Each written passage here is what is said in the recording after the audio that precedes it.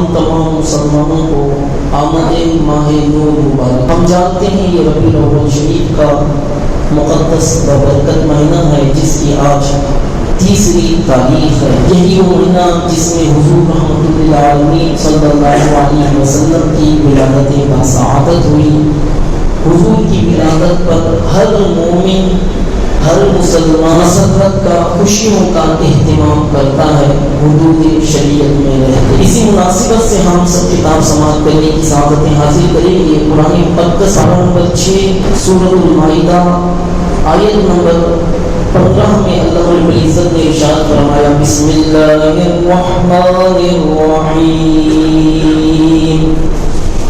قد جاءکم من اللہ نور وکتاب مبین، بے شک تمہارے پاس اللہ کی جانب سے ایک نور اور روشن کتاب آئی۔ قرآن مقدس میں اللہ پاک ارشاد فرماتا ہے، بے شک قد جاءکم، بے شک تمہارے پاس اللہ کی جانب سے ایک نور آیا، اور وہ کتاب مبین، اور روشن کتاب آئی۔ آیت کریمہ کو لے کر بہت ساری تفاسیر کو میں نے کھنگالا، دیکھا، پڑھا، سمجھا، اس ترکیب کو پیش کرنے کی سعادتیں حاصل کر رہا ہوں۔ میں جو بھی کہہ رہا ہوں تمام تفاسیر کے حوالے سے، قرآن احادیث کے حوالے سے آپ کے سامنے ہر ایک بات پیش کروں۔ قرآن کہتا ہے، بے شک ہم نے تمہارے پاس ایک نور بھیجا اور روشن کتاب اتاری۔ اب اس کی تفسیر کیا ہے؟ نور سے مراد کیا ہے؟ کتاب سے مراد کیا ہے؟ نور سے کیا مراد لیا گیا؟ کتاب سے کیا مراد لیا گیا؟ اس کو تفاسیر کے حوالے سے ہم سمجھنے کی کوشش کریں۔ ایک جماعت ہے جو تفسیر یوں کرتی ہے، نور سے اور کتاب سے، دونوں سے قرآن مجید مراد لیتی ہے۔ جو تحریر کرنے والے وہ کیا لکھتے ہیں؟ وہ لکھتے ہیں کہ نور سے مراد بھی قرآن ہے، کتاب سے مراد بھی قرآن پاک۔ لیکن اہل حق کے نزدیک کون سی تفسیر صحیح ہے؟ عالم اسلام کے جملہ مفسرین، عالم اسلام کے جملہ محدثین و فقہاء کا اس آیت پر یہ متفقہ فیصلہ ہے، اور جمہور علماء کا یہ عقیدہ ہے کہ جو قد جاءکم من اللہ نور، نور سے مراد کتاب نہیں، نور سے مراد اللہ کے رسول کی ذات اقدس مراد ہے، اور کتاب سے قرآن پاک مراد ہے۔ یہ جمہور علماء کا عقیدہ ہے، جو عالم اسلام کے مفسرین ہے، محدثین ہے، فقہاء نے اس آیت میں نور سے مراد کیا ہے؟ تو جملہ مفسرین کہتے ہیں اس آیت میں نور سے مراد حضور کی ذات اقدس ہے، وہ کتاب المبین سے مراد ہے قرآن پاک۔ سبحان اللہ محترم، تو معلوم ہوا اہل حق کے نزدیک یہی تفسیر رائج اور اولا ہے۔ اہل تحقیق کے نزدیک، اہل حق کے نزدیک یہی تفسیر رائج اور اولا ہے۔ قد جاءکم من اللہ نور، بے شک تمہارے پاس اللہ کی جانب سے ایک نور آیا، وہ کتاب مبین، اور قرآن پاک اللہ کی کتاب نازل ہوئی۔ تفسیر خزائن العرفان میں مولانا رحیم الدین مراد آبادی رحمۃ اللہ علیہ تحریر فرماتے ہیں، یہ نور کا کیا کام ہوتا ہے؟ کہتے ہیں حضور علیہ الصلوۃ والسلام کو اس آیت میں نور فرمایا گیا ہے، کیونکہ آپ سے تاریکی کفر دور ہوتی ہے اور راہ حق واضح ہوتی ہے، تو کہتے ہیں کہ آپ کو نور کہا گیا ہے قرآن پاک میں، اور جو نور ہوتا ہے، نور آنے سے باطل کی تاریکی ختم ہو جاتی ہے، اسلام کی شمع روشن ہو جاتی ہے، نور آنے سے روشنی پیدا ہوتی ہے، اور کفر کی تاریکی ختم ہو جاتی ہے، اور راہ حق واضح ہو جاتا ہے۔ سبحان اللہ، حق کا راستہ واضح ہو جاتا ہے۔ تو معلوم ہوا نور سے السلام کی ذات اقدس مراد لیا گیا ہے۔ مفسر قرآن، رئیس المفسرین، صحابی رسول حضرت عبداللہ ابن عباس تفسیر ابن عباس میں کیا کہتے ہیں؟ تفسیر ابن عباس میں حضرت عبداللہ ابن عباس تحریر کرتے ہیں قد جاءکم من اللہ نور، یعنی محمد صلی اللہ علیہ وسلم، بے شک تمہارے پاس اللہ کی جانب سے ایک نور آیا، نور سے مراد محمد صلی اللہ علیہ وسلم۔ صحابی رسول تفسیر ابن عباس میں عبداللہ ابن عباس تفسیر کرتے ہوئے کہتے ہیں نور سے مراد محمد صلی اللہ علیہ وسلم کی ذات اقدس ہے۔ اب تفسیر کبیر ہم دیکھیں، تفسیر کبیر میں حضرت امام فخر الدین رازی رحمۃ اللہ علیہ کا تفسیر کرتے ہیں۔ امام فخر الدین رازی رحمۃ اللہ علیہ اس آیت کریمہ کے تحت فرماتے ہیں ان المراد بالنور محمد وبالکتاب الفرقان، بے شک نور سے مراد حضور کی ذات ہے اور کتاب سے مراد حضور علیہ السلام پر اترنے والی کتاب قرآن مجید ہے۔ تو ان تفاسیر کے بعد ہمیں معلوم ہوا کہ کیا کہا گیا ہے۔ اب میں تفسیر الحسنات، یہ بھی قرآن پاک کی ایک تفسیر کی کتاب ہے۔ تفسیر الحسنات میں نور سے کیا مراد لیا گیا؟ کیا نور سے نماز مراد لیا گیا ہے، یا نور سے کتاب مراد لی گئی ہے، یا نور سے علم مراد لیا گیا؟ کیا لیا گیا؟ تفسیر الحسنات ہے، آپ دیکھ لیں جلد دوم ہے۔ تفسیر الحسنات میں قد جاءکم من اللہ نور، اس پر یہ تحریر کیا گیا عظیم وهو نور الہدایت نور الانوار والنبی المختار۔ وہ کہتے ہیں کہ نور عظیم سے مراد نوروں کے نور جناب محمد رسول اللہ امام الانبیاء صلی اللہ علیہ وسلم کی ذات ہے۔ وہ کیا کہتے ہیں؟ عظیم وهو نور الہدایہ نور الانوار والنبی المختار۔ نور سے مراد نور علی نور حضور رحمت عالم صلی اللہ علیہ وسلم کی ذات اقدس مراد ہے۔ اور کتاب کے تعلق سے کہتے ہیں کتاب سے مراد قرآن مجید ہے۔ اب ذرا غور کریں، نور کسے کہتے ہیں؟ نور کسے کہتے ہیں؟ نور جو خود ظاہر ہو اور دوسروں کو ظاہر کرے، نور جو خود چمکے اور دوسروں کو بھی چمکائے۔ نور کی تعریف بتائیے، نور کسے کہتے ہیں؟ نور کہتے ہیں جو خود ظاہر ہو، خود روشن ہو، اس کے بعد دوسروں کو ظاہر کرے۔ تو بتایا گیا کہ نور وہ ہے جو خود ظاہر ہو اور دوسروں کو ظاہر کرے۔ اب نور کی دو قسمیں بیان کی گئی ہیں، نور کی دو قسمیں بیان کی گئی ہیں، ایک نور حسی، دوسرا نور عقل۔ ایک نور حسی جو محسوس کیا جا سکتا ہے، پکڑا نہیں جا سکتا۔ نور حسی کے تعلق سے کیا بتایا گیا؟ نور حسی کیا ہے؟ تو بتاتے ہیں کہ نور حسی سے مراد ہے چاند، سورج، ستارے۔ تو نور حسی کے تعلق سے بتائیں چاند ہے، سورج ہے، ستارے ہیں، چراغ، بجلی جس سے آنکھ منور ہوتی ہے۔ کہا کہ نور حسی ہے، جیسے چاند ہے، چاند سے روشنی آتی ہے، سورج ہے، سورج کی کرنیں جس کی وجہ سے تاریکی دور ہو جاتی ہے، اجالا ہوتا ہے اور روشنی پھیلتی ہے، ستارے جس کی جگمگاہٹ سے انسان محسوس کرتا ہے کہ اس کے اندر روشنی ہے۔ اسی طریقے سے بجلی کے تعلق سے بتایا گیا، بجلی جس سے آنکھیں منور ہو جاتی ہیں، اس کو نور حسی کہا گیا۔ اب دوسرا ہوتا ہے نور عقلی۔ عقلی کیا ہوتا ہے؟ عقلی کے تعلق سے بتاتے ہیں کہ عقلی سے جیسے حضور علیہ السلام ہے، حضور نور ہے، تو یہ نور عقلی میں داخل ہوتے ہیں۔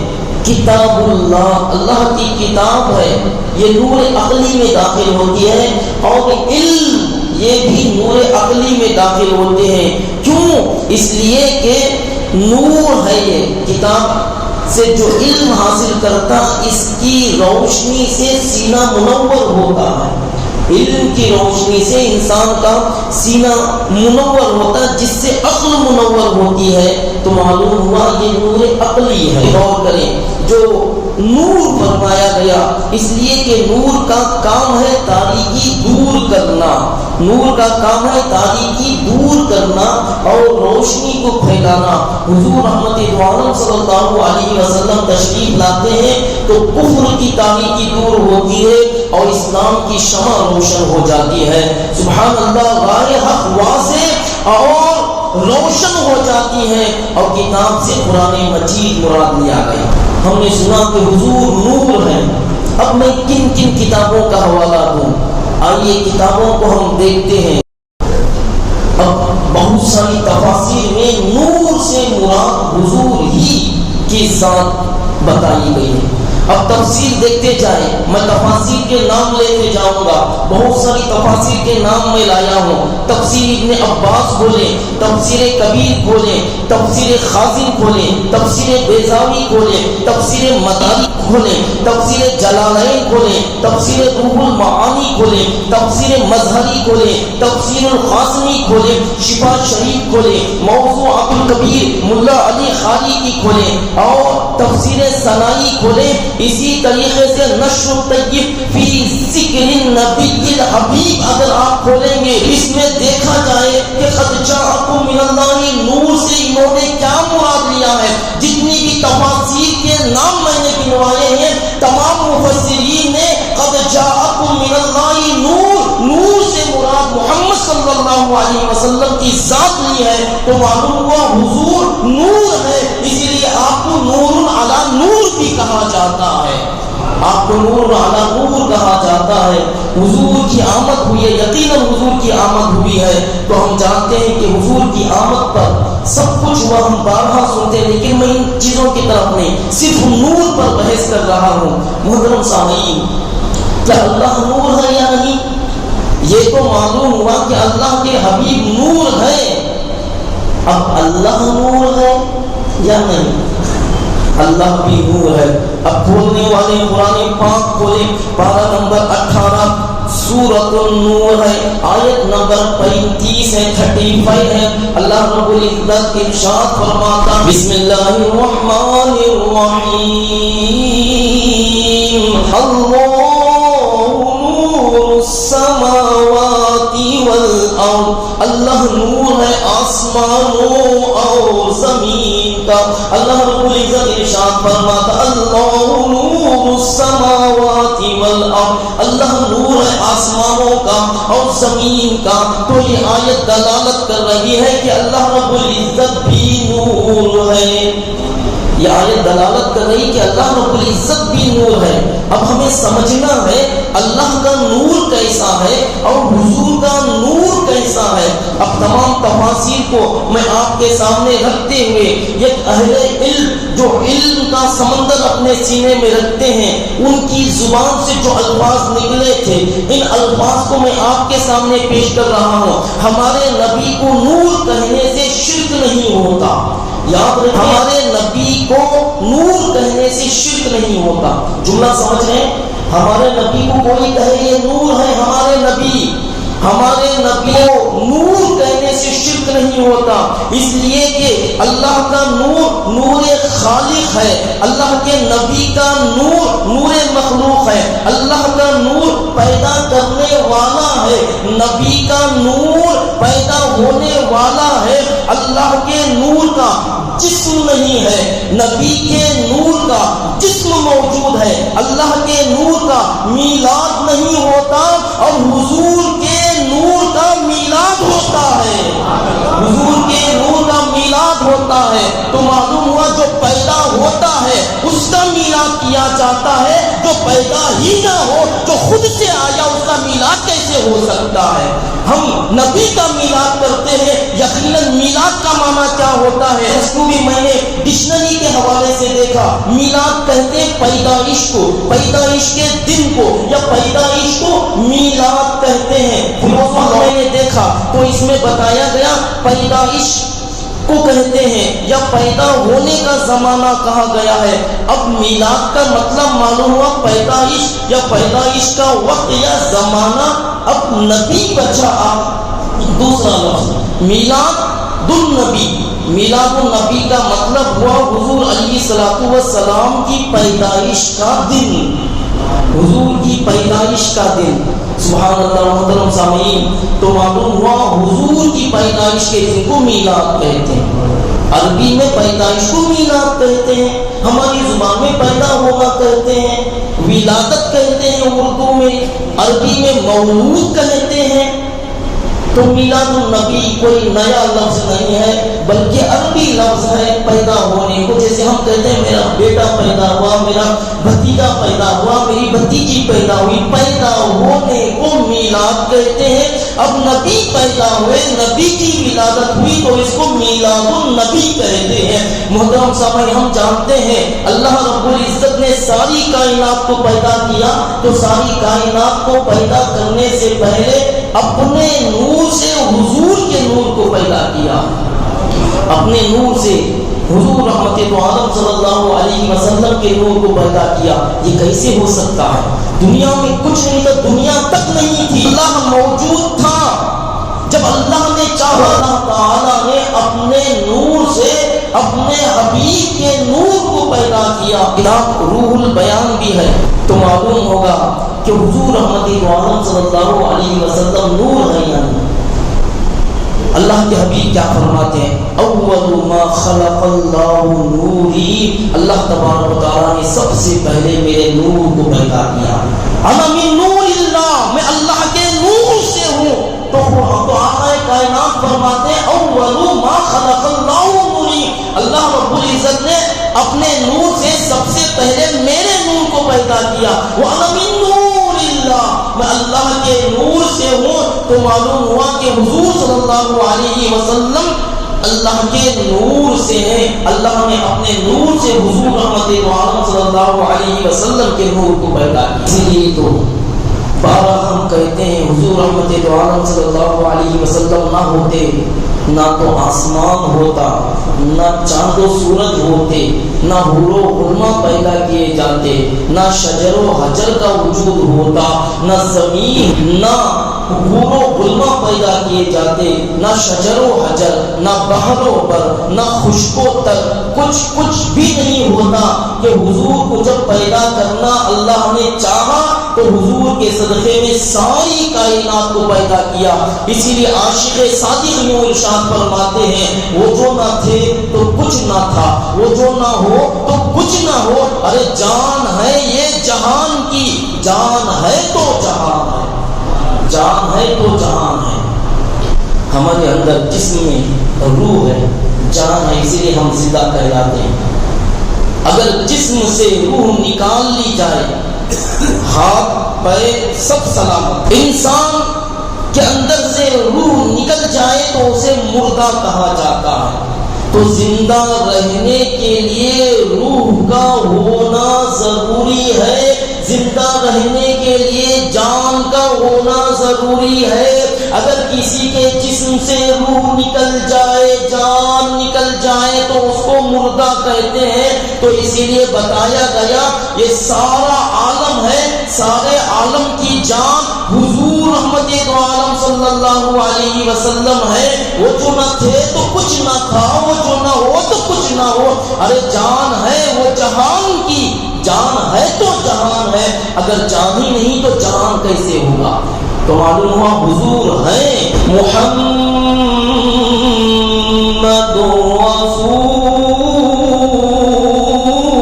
اللہ، محمد اللہ کے رسول ہیں.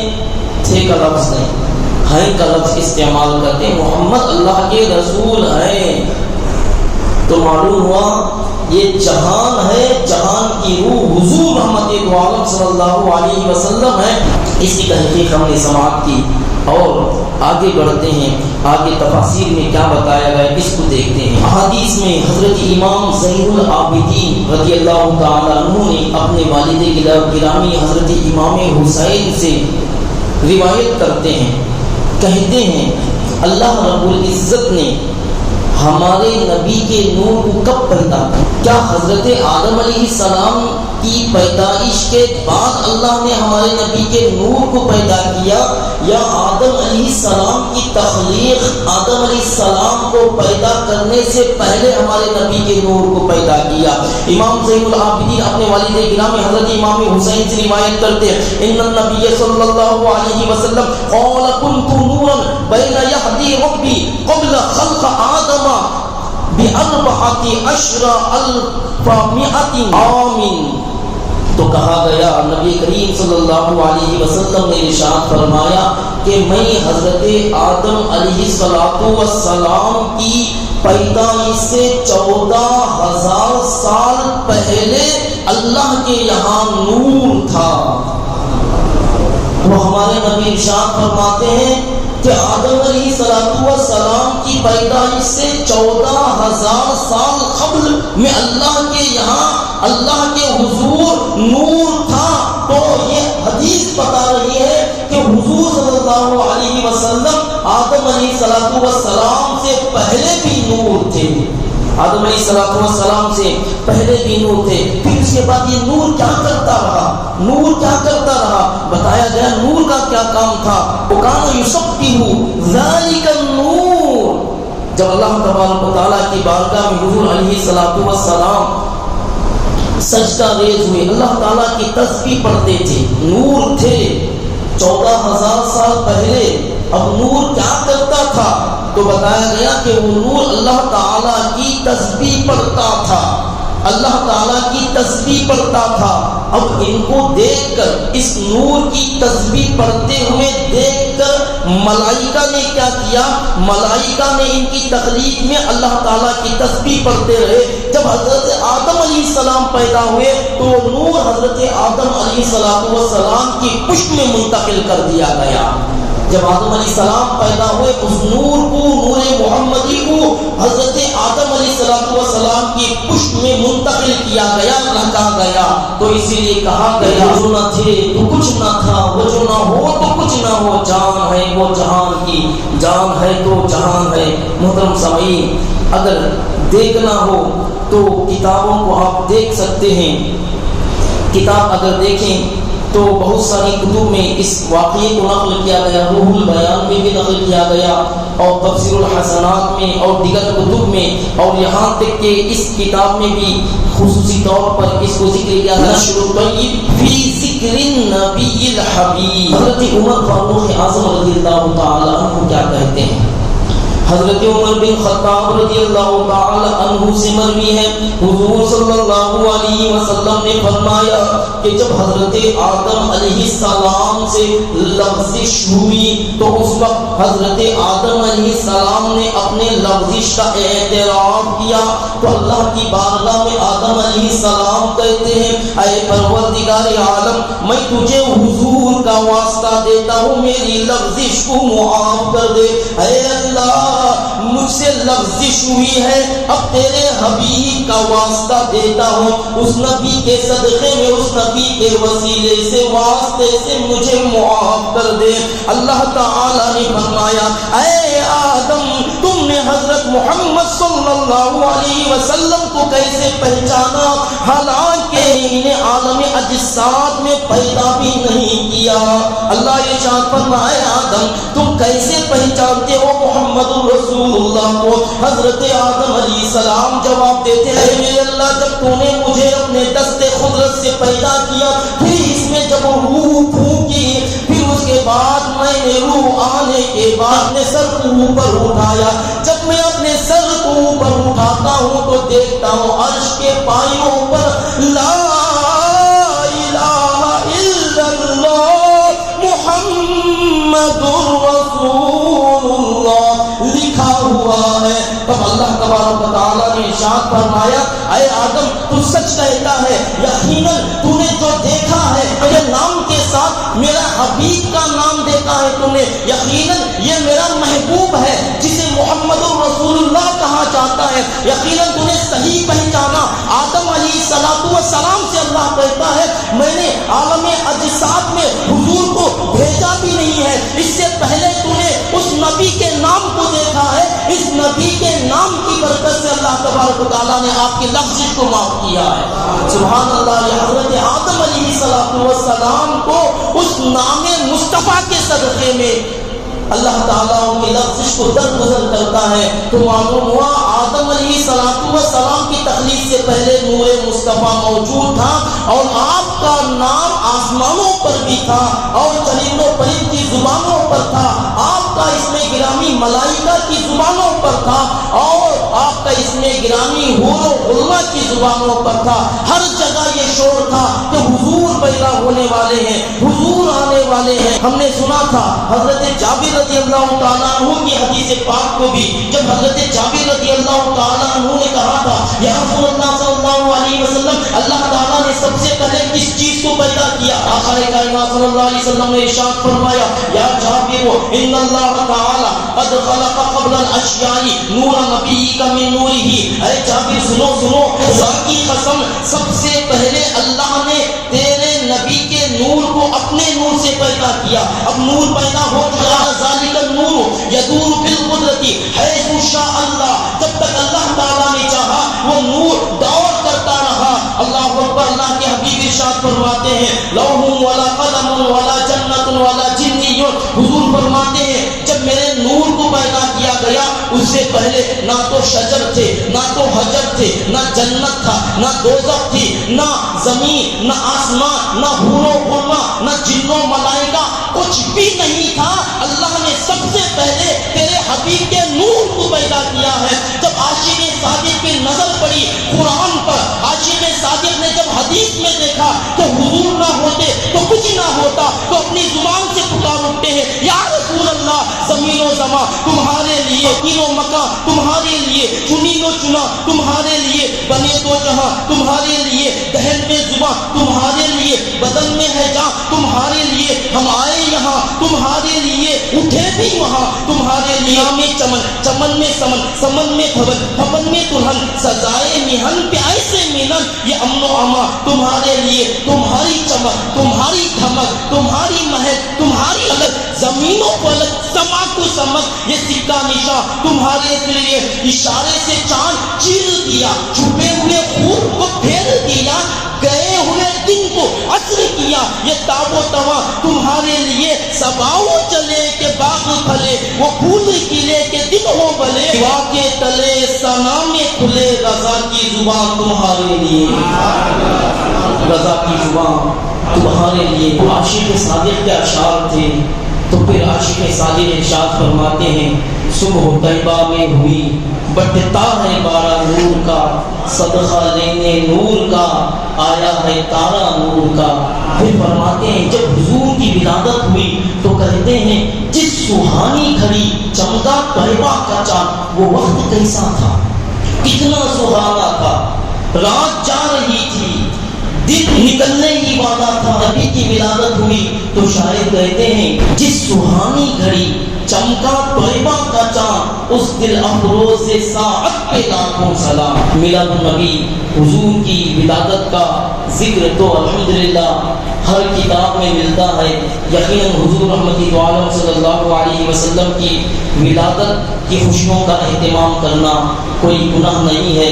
انسان اپنے بیٹے کا برتھ ڈے کرتا ہے, انسان خوشی مناتا ہے, لیکن شریعت کے دائرے میں رہ کر اگر کوئی کہے جس دن پیدا ہوا, اگر کہے اے اللہ اس دن میں پیدا ہوا, اب میری عمر کا ایک ایک سال کم ہو رہا ہے. برتھ ڈے کرنے سے ہماری عمر بڑھتی نہیں ہے بلکہ ایک ایک سال زندگی کا کم ہوتا ہے. اگر اس جگہ پر ہم برتھ ڈے کے نام سے جب کرتے ہیں اس دن اللہ کی بارگاہ میں شکرانہ ادا کرتے, نوافل ادا کریں اور کہیں اے اللہ ایک سال جو میرا کم ہو گیا ہے زندگی کا, اے اللہ میرے گناہوں کو معاف کر دے, جیسے جیسے میرے سال کم ہو رہے میں ایسے ایسے موت کے قریب جا رہا ہوں.